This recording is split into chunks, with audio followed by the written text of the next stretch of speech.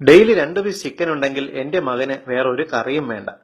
അവൻ എന്ത് ഭക്ഷണവും കഴിച്ചോളും. പലപ്പോഴും അമ്മമാർ ഇങ്ങനെ അഭിമാനത്തോടെ പറയുന്നത് കേട്ടിട്ടുണ്ട്. എന്നാൽ അറിയുക, ബ്രോയിലർ കോഴി ഇറച്ചിയിൽ അമിതമായി കലരുന്ന ആഴ്സനിക് എന്ന രാസവസ്തു ക്യാൻസർ പോലുള്ള മാരക രോഗങ്ങൾ ഉണ്ടാക്കുകയും ബുദ്ധിമാന്ദ്യം സൃഷ്ടിക്കുകയും ചെയ്യും. ജനിതകമാറ്റം വരുത്തിയ പച്ചക്കറികൾ കഴിച്ചാൽ വന്ധ്യത പോലുള്ള മാരക രോഗങ്ങൾ ഉണ്ടാകുമെന്ന് ഭയപ്പെടുന്നവർ അറിയുന്നുണ്ടോ?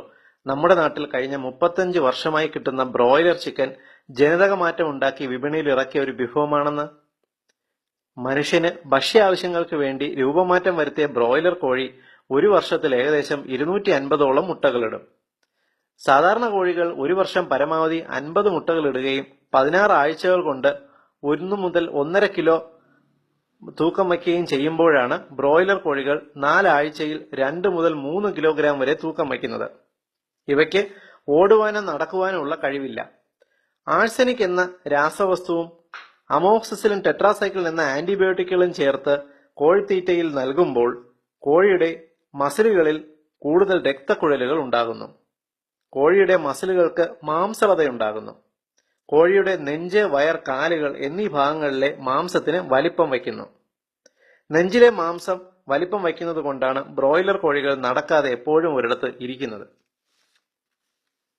35 ദിവസമാകുമ്പോൾ ഈ കോഴികളുടെ വളർച്ച പൂർത്തിയാകും.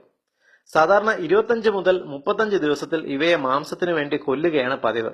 എന്നാൽ 40 ദിവസത്തിനു മുകളിൽ ഈ കോഴികൾക്ക് ആയുസ്സുണ്ടാകുകയില്ല. ഹൃദയപേശികളോ വൃക്കയോ തകർന്ന് ഇവ ചാകുകയാണ് ചെയ്യുന്നത്.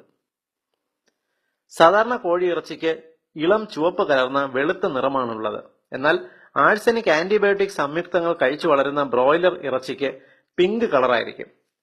കുട്ടികൾക്ക് ബ്രോയിലർ ചിക്കൻ പതിവായി കൊടുക്കുന്ന ശീലം അവരിൽ ഗുരുതരമായ ആരോഗ്യ പ്രതിസന്ധി സൃഷ്ടിക്കും എന്ന് മറക്കരുത്. പൊതുസമൂഹത്തിന് ഏറ്റവും ഉപകാരപ്രദമായ ഹെൽത്ത് ഇൻഫർമേഷൻ നിങ്ങൾക്കായി അവതരിപ്പിച്ചത് ethnichealthcode.com.